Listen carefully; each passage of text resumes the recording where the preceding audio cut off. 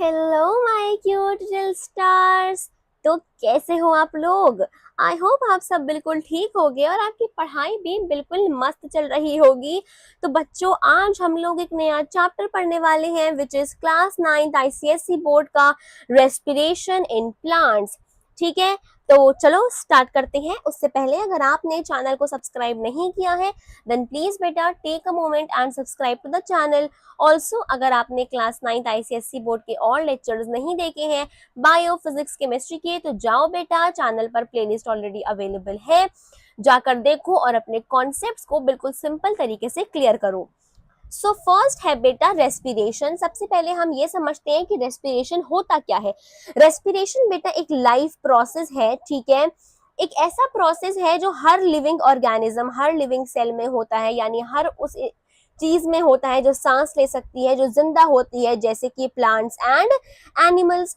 इस प्रोसेस में क्या होता है, जो फूड होता है बेटा, ठीक है, इस प्रोसेस में फूड यानी ग्लूकोज वो उसका ब्रेक डाउन होता है। ठीक है, फूड प्रिपेयर, या तो कोई फूड बन रहा है उसका ब्रेक डाउन, या वो फूड जो ऑलरेडी प्लांट में स्टोर है, क्या होता है, वो मेनली ग्लूकोज होता है, उसका ब्रेक डाउन होता है, यानी उस फूड को टुकड़ों में तोड़ा जाता है ताकि एनर्जी रिलीज हो सके। फिर वो जो एनर्जी होती है वो स्टोर होती है एटीपी के फॉर्म में। एटीपी का फुल फॉर्म क्या है, एडिनोसाइन ट्राइफॉस्फेट। इसके फॉर्म में उस एनर्जी को स्टोर किया जाता है। ये एनर्जी एटीपी मॉलिक्यूल्स के फॉर्म में स्टोर होती है। ठीक है, एटीपी को हम energy currency of the cell भी बोलते हैं। एटीपी को हम क्या बोलते हैं, energy currency of the cell. ठीक है, लिख लो ये अपने नोट्स में, नोट डाउन कर लो कॉपी में। अब जो एनर्जी हमें एटीपी से जो मिलती है, ये हम सारी एक्टिविटीज के लिए यूज करते हैं, जैसे ग्रोथ होना, सेल का रिपेयर होना, ट्रांसपोर्ट करना सब्सटेंसेस को एक जगह से दूसरी जगह पर लेके जाना, रिप्रोड्यूस करना। ठीक है, रेस्पिरेशन क्या है, एक कंटिन्यूअस प्रोसेस है जो दिन में भी होता है, रात में भी होता है। कॉमन सी बात है बेटा रेस्पिरेशन। ठीक है, फूड का ब्रेक डाउन होना, उस चीज को खाने के लिए, है ना, ग्रोथ करने के लिए, रिपेयर करने के लिए सेल्स के यूज होना उस एनर्जी का, ये कंटिन्यूअस प्रोसेस ही तो है। रेस्पिरेशन अगर रुक जाएगा, या उसने सोचा यार मैं तो थक गया, अब मैं थोड़ी देर बाद अपना प्रोसेस फिर से चालू करूंगा, तो आपकी बॉडी में तो उथल फुथल हो जाएगी, है ना। कंटिन्यूअस प्रोसेस मेंटेन नहीं हो पाएगा, सही से ग्रोथ नहीं हो पाएगी, रिपेयर ऑफ सेल नहीं हो पाएगा, एनर्जी आपको नहीं मिल पाएगी सही से। तो रेस्पिरेशन क्या है, कंटिन्यूअस प्रोसेस है। देखो, हमारे में तो रेस्पिरेशन होता है और प्लांट में भी होता है, लेकिन फोटोसिंथेसिस एक ऐसा प्रोसेस है जो सिर्फ ग्रीन प्लांट्स में होता है। कहाँ होता है फोटोसिंथेसिस, प्लांट्स के उन पार्ट्स में जो ग्रीन होते हैं, जैसे लीफ। और ये सिर्फ कहाँ होता है, सिर्फ डे टाइम में होता है, रात में नहीं होता। रात में क्यों नहीं होता, क्योंकि रात में सन नहीं होता, सनशाइन नहीं मिलती, सनलाइट नहीं मिलती प्लांट को। और फोटोसिंथेसिस को करवाने के लिए वाटर, कार्बन डाइऑक्साइड, एयर यानी सनलाइट, इन सब का प्रॉपर होना बहुत जरूरी है। तो रेस्पिरेशन एक वो प्रोसेस है जो दिन रात दोनों होता है, लेकिन फोटोसिंथेसिस सिर्फ दिन में होता है, वो भी ग्रीन प्लांट्स में। अब ये देखो कि रेस्पिरेशन जरूरी क्यों है हमारे लिए, है ना। एनर्जी जो है, जो हमें एनर्जी मिलती है, हमें मिले चाहे वो प्लांट्स को मिले, वो कहाँ से मिलती है, हमें रेस्पिरेशन से। रेस्पिरेशन क्या करता है, हमें बेटा एनर्जी प्रोवाइड करता है। ठीक है, एनर्जी हमारी जरूरी होती है ग्रोथ के लिए, रिपेयर के लिए, ट्रांसपोर्ट के लिए, रिप्रोडक्शन के लिए, और डेली एक्टिविटीज जैसे भागना, दौड़ना, खाना पीना, काम करना, इन सब के लिए एनर्जी जरूरी होती है। एनर्जी नहीं होगी तो आप ये सब काम कर ही नहीं पाओगे। फोटोसिंथेसिस और रेस्पिरेशन में कुछ डिफरेंस होता है, मैंने आपको अभी बताया। Let me tell you again, photosynthesis सिर्फ ग्रीन प्लांट्स में होता है, ग्रीन पार्ट्स में होता है प्लांट की, वो भी दिन में होता है, क्योंकि प्लांट सनलाइट यूज करके खाना बनाते हैं। खाना क्या होता है प्लांट का, ग्लूकोज। ठीक है मैम। रेस्पिरेशन सभी लिविंग सेल में होता है, चाहे हम हो, एनिमल्स हो, बैक्टीरिया हो, प्लांट्स हो, कोई भी हो, वो सब में होता है। रेस्पिरेशन नॉन ग्रीन प्लांट्स में भी होगा, ध्यान रखना। और रेस्पिरेशन 24 आवर्स होता है बेटा, समझ में आया। 24 आवर्स रेस्पिरेशन होता है, डे नाइट सब में होता है। चलो नेक्स्ट टॉपिक है इक्वेशन ऑफ रेस्पिरेशन। एक वेरी इंपॉर्टेंट क्लास 9 में हर हाल में आती ही है एग्जाम में। ये इक्वेशन अभी सीख लो, अभी कॉन्सेप्ट क्लियर कर लो, बड़े होने तक 11th 12th ग्रेजुएशन सब तक काम आएगी। उससे पहले अगर आपने चैनल को सब्सक्राइब नहीं किया है अभी तक, प्लीज बेटा take a moment and subscribe to the channel below. ठीक है, तुम्हारी मैम को बहुत अच्छा लगेगा। मैं जेन्युइनली चाहती हूँ बेटा तुम लोग आओ, अच्छे से लेक्चर्स देखो, तुम्हें समझ में आए, एंड तुम लोग सब्सक्राइब करो चैनल को, ताकि जो भी मैं वीडियोस डालूं, लेक्चर्स डालूं, उसकी नोटिफिकेशन तुम्हारे पास आ जाए एंड जल्दी से तुम वो लेक्चर देख के अपने कॉन्सेप्ट को क्लियर कर लो। तो चलो बेटा, C6H12O6 plus 6O2 is equals to 6CO2 plus 6H2O plus energy. समझते हैं ये क्या है, ग्लूकोज है। क्या है ये, फूड मॉलिक्यूल है, ठीक है। ग्लूकोज एक सिंपल शुगर होता है, समझ लो पहले, जो हमें फूड से मिलता है। कौन से फूड से, राइस, चपाती, ब्रेड, फ्रूट्स, इन सब से हम ग्लूकोज लेते हैं। ये बॉडी का मेन फ्यूल है। ग्लूकोज क्या हो गया, बॉडी का मेन फ्यूल।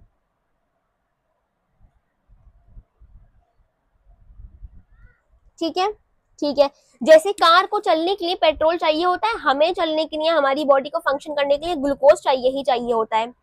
चलो, O2 क्या हो गया, ऑक्सीजन हो गई, ठीक है। ऑक्सीडाइजिंग एजेंट होता है, ये यहाँ पे लिखा है। हम जब ब्रीदिंग करते हैं यानी सांस लेते हैं तो ऑक्सीजन लंग्स के थ्रू ब्लड में जाती है। ये ऑक्सीजन ग्लूकोज को ऑक्सीडाइज करती है यानी तोड़ती है। ऑक्सीडाइज यानी तोड़ती है, यहाँ पे मैं लिख दूं ब्रेक डाउन यानी तोड़ना। चलो, कार्बन डाइऑक्साइड, CO2, ग्लूकोज और ऑक्सीजन को जब हम कंबाइन करते हैं हमें क्या मिल रही है, कार्बन डाइऑक्साइड मिल रही है। और क्या मिलता है, वाटर मिलता है। जब ग्लूकोज और ऑक्सीजन रिएक्ट करते हैं, आपस में मिलते हैं, तो हमें CO2 और वाटर मिलता है। कार्बन डाइऑक्साइड लंग्स से एक्सेल यानी सांस छोड़ने के टाइम बाहर निकलती है, और वाटर बॉडी फ्लूइड्स का पार्ट बन जाता है। वाटर तो हमारी बॉडी में प्रेजेंट है ही, हम सबको पता है। इस रिएक्शन के होने पर हमें कार्बन डाइऑक्साइड, वाटर और एक चीज मिलती है विच इज एनर्जी, एटीपी जिसे हम कहते हैं एडिनोसाइन ट्राइफॉस्फेट, है ना, ठीक है। सबसे इंपॉर्टेंट प्रोडक्ट होता है ये एटीपी। ये बॉडी का एनर्जी करेंसी है, यहाँ पे मैं लिख देती हूँ।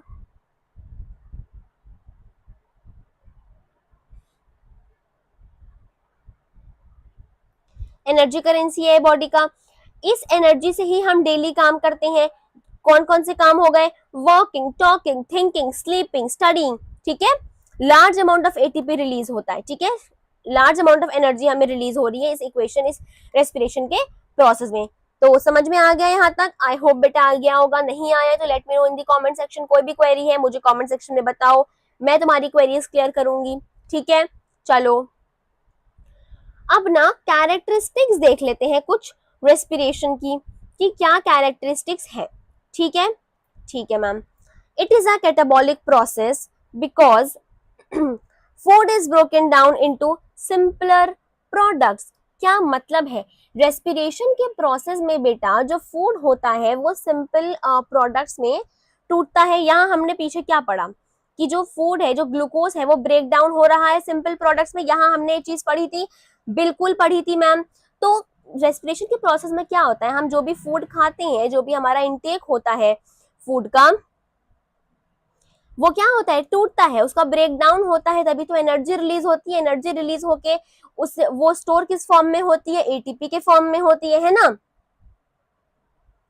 तो वही इसमें दिया हुआ है कैरेक्टरिस्टिक ऑफ रेस्पिरेशन में, कि कैरेक्टरिस्टिक ऑफ रेस्पिरेशन में ये कहा गया है इसके फर्स्ट पॉइंट में कि ये ऐसा प्रोसेस है जिसमें खाने का ब्रेक डाउन हो रहा है सिंपल प्रोडक्ट्स में।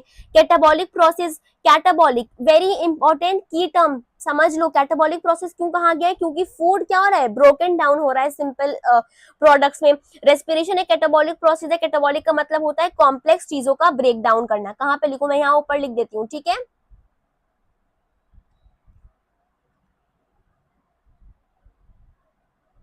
कॉम्प्लेक्स चीजों का ब्रेकडाउन, इसका क्या मतलब होता है, कैटाबॉलिक। चलो, जैसे ग्लूकोज है C6H12 है, उसका ब्रेकडाउन किसमें हो रहा था, CO2 में हो रहा था और वाटर में हो रहा था, एनर्जी मिल रही थी हमें, बस वैसे ही है। Oxygen act as the final electron acceptor in the aerobic respiration. Very important, very important. Aerobic respiration वो रेस्पिरेशन, वो उस तरह का रेस्पिरेशन जो ऑक्सीजन की प्रेजेंस में होता है। किसकी प्रेजेंस में, ऑक्सीजन की प्रेजेंस में, ठीक है। ऑक्सीजन लास्ट इलेक्ट्रॉन एक्सेप्टर का काम करती है, मतलब इलेक्ट्रॉन ट्रांसफर के पूरे चेन के बाद एक इलेक्ट्रॉन ट्रांसफर का प्रोसेस चल रहा है, इसने इसको दिया, इसने इसको दिया, ठीक। लास्ट में इलेक्ट्रॉन को एक्सेप्ट कौन करती है, ऑक्सीजन करती है, और क्या बनाती है, वाटर क्या बन जाता है, पानी बन जाता है। लास्ट में जब ऑक्सीजन इलेक्ट्रॉन एक्सेप्ट करके क्या बनाती है बेटा, यहाँ पे लिख देती हूँ मैं, वाटर बना देती है। ठीक है, इस वजह से ऑक्सीजन एरोबिक रेस्पिरेशन के लिए बहुत नेसेसरी, बहुत जरूरी होती है। The energy is release step by step and it is trapped in ATP molecules, this prevent waste of energy. Energy एक ही बार बहुत ज्यादा रिलीज नहीं होती है, वो स्टेप बाय स्टेप रिलीज होती है। अगर एक बार बहुत सारी हो गई रिलीज हो जाएगी ना तो बहुत नुकसान हो जाता है सेल्स को, इसीलिए energy step by step release होती है और वो एटीपी मॉलिक्यूल्स यानी एडेनोसाइन ट्राइफॉस्फेट में ट्रैप हो जाती है, उसके फॉर्म में स्टोर हो जाती है, इसीलिए हम इसे energy currency of the cell बोलते हैं। Respiration take place in all living cell, हम सबको पता है रेस्पिरेशन सिर्फ इंसान या एनिमल्स में नहीं होता बल्कि हर लिविंग सेल में होता है, चाहे वो प्लांट हो, एनिमल हो, बैक्टीरिया हो, कोई भी हो।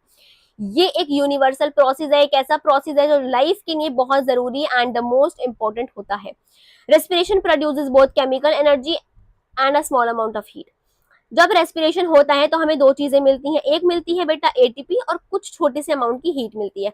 एटीपी जो सेल्स के फंक्शन के लिए यूज होती है, एनर्जी करेंसी होती है, हमें पता है। स्मॉल अमाउंट ऑफ हीट को एक हीट एनर्जी समझ लो, तो छोटी सी अमाउंट में रिलीज होती है और हमारे बॉडी के टेम्परेचर को मेंटेन करती है। ठीक है, क्या करती है, बॉडी के टेम्परेचर को मेंटेन करती है, बॉडी टेम्परेचर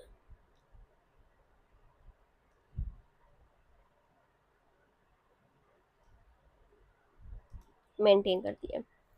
नेक्स्ट हम समझते हैं एटीपी के बारे में, थोड़ा डिटेल में एटीपी को समझते हैं। ठीक है, ATP is the energy currency of the cell. ATP का फुल फॉर्म होता है एडेनोसाइन ट्राइफॉस्फेट। ठीक है, लिखा हुआ था पीछे एडेनोसाइन ट्राइफॉस्फेट, इसको energy currency of the cell बोला जाता है। क्यों बोला जाता है, क्योंकि जिसे हम अपनी डेली लाइफ में, जैसे हम डेली लाइफ में पैसा यूज करते हैं, हमारी करेंसी है, ठीक है, उसे क्या करते हैं, चीजों को खरीदते हैं, है ना, अपने लिए अच्छा अच्छा सामान लेते हैं, तो वैसे ही सेल एटीपी यूज करता है एनर्जी की रिक्वायरमेंट पूरी करने के लिए। ठीक है, स्ट्रक्चर ऑफ एटीपी देखते हैं।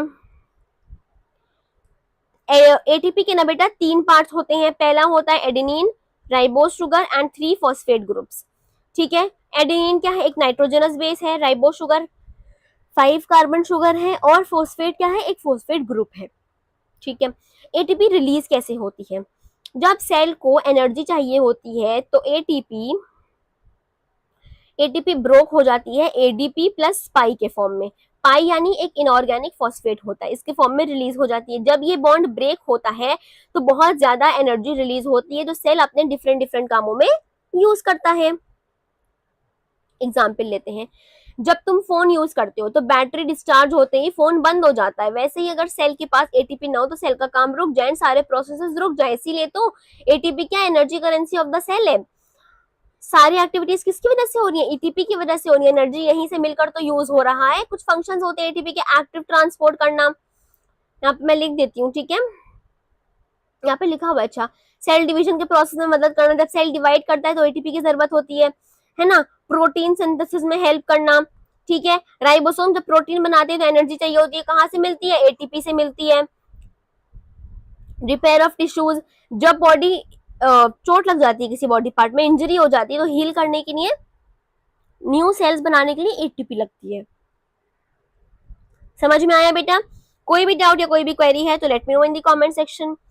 अब ये देखते हैं, देखो जो जितनी भी लिविंग ऑर्गेनिजम्स हैं उनमें ना दो एक्टिविटीज होती हैं, पहली होती है एनाबॉलिज्म और एक होती है कैटाबॉलिज्म। ये दोनों किसके पार्ट हैं, मेटाबॉलिज्म के पार्ट है, मैं यहाँ लिख देती हूँ।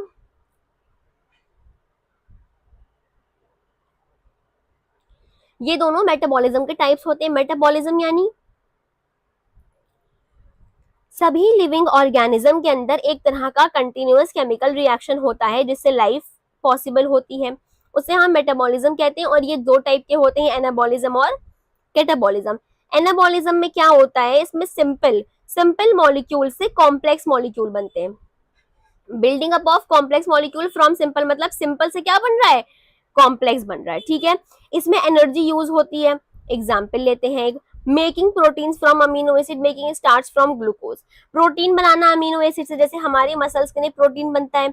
ग्लूकोज मॉलिक्यूल्स को जोड़कर स्टार्च बनाना प्लांट्स में, जैसे प्लांट्स अपने फूड को स्टोर करते हैं। ठीक है, इसको हम बिल्डिंग अप प्रोसेस भी बोलते हैं, क्या बोलते हैं, बिल्डिंग अप प्रोसेस।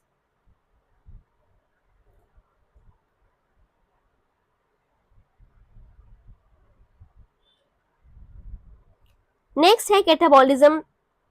इसमें ब्रेक डाउन होता है कॉम्प्लेक्स मॉलिक्यूल का सिंपलर में। बहुत इजी है। एनाबॉलिज्म में क्या हो रहा है, सिंपल से क्या बन रहे हैं, कॉम्प्लेक्स बन रहे हैं। इसमें क्या हो रहा है, कॉम्प्लेक्स से सिंपलर बन रहे हैं। ठीक है, इसमें रिलीज होती है, इसमें चाहिए एनर्जी, सिंपल को कॉम्प्लेक्स में कन्वर्ट करने के लिए एनर्जी चाहिए, मेहनत लगती है, एनर्जी। इसमें ऑलरेडी एक टफ चीज को हम सिंपल में कर रहे हैं तो हम एनर्जी कम यूज कर रहे हैं और बल्कि एनर्जी हम अपनी रिलीज कर रहे हैं। ठीक है, एग्जाम्पल रेस्पिरेशन। रेस्पिरेशन में क्या होता है, ब्रेक डाउन होता है ग्लूकोज का। इस वाले स्लाइड में तुमने पढ़ा था। ये क्या, एनर्जी तो रिलीज हो रही है, तो इसमें क्या हो रहा है, ये कौन सा प्रोसेस है, कैटाबॉलिज्म। तभी तो कैरेक्टरिस्टिक्स में लिखा था it is a catabolic process. अब समझ में आया कि क्यों कहा गया था कैटाबॉलिक प्रोसेस, क्योंकि एनर्जी रिलीज हो रही है, एनर्जी रिक्वायर होगी तो वो एनाबॉलिज्म होगा। ठीक है, digestion of food same, energy release हो रही है, ब्रेक डाउन हो रहा है। तो समझ में आ गया बेटा। एक इस तरह से समझ लो, एनाबॉलिज्म मतलब ऐड हो रहा है, एनर्जी चाहिए। कैटाबॉलिज्म मतलब कटिंग, तोड़ना। ठीक है, एनर्जी रिलीज हो रही है, इस तरह से इसको समझ लो। तो आई होप बेटा यहाँ तक के समझ में आ गया होगा आपको। ठीक है, मिलते हैं नेक्स्ट वीडियो में। नेक्स्ट वीडियो में हम लोग बेटा बर्निंग और रेस्पिरेशन के बीच में डिफरेंस देखेंगे। ठीक है, हम ये समझेंगे कि हमारे लिए, प्लांट्स के लिए और एनिमल्स के लिए रेस्पिरेशन कौन कौन से प्रोसेस में किस किस तरह से हेल्पफुल होता है, एंड आगे के जो टॉपिक्स हैं उन्हें डिस्कस करेंगे। सो मेक श्योर आप पार्ट 2 भी जरूर देखो, सो दैट आपके पूरे चैप्टर के कॉन्सेप्ट्स क्लियर हो जाएं। और अभी तक अगर आपने ये वीडियो को लाइक कमेंट नहीं किया है बेटा तो करो, चैनल को सब्सक्राइब नहीं किया है तो प्लीज सब्सक्राइब करो, और ये वीडियो अगर आपने फुल देखी है तो मुझे पंपकिन का इमोजी सेंड करो कमेंट में, ताकि मुझे समझ में आ जाए कि आपने वीडियो फुल देखी है। मिलते हैं नेक्स्ट वीडियो में बेटा, बाय बाय।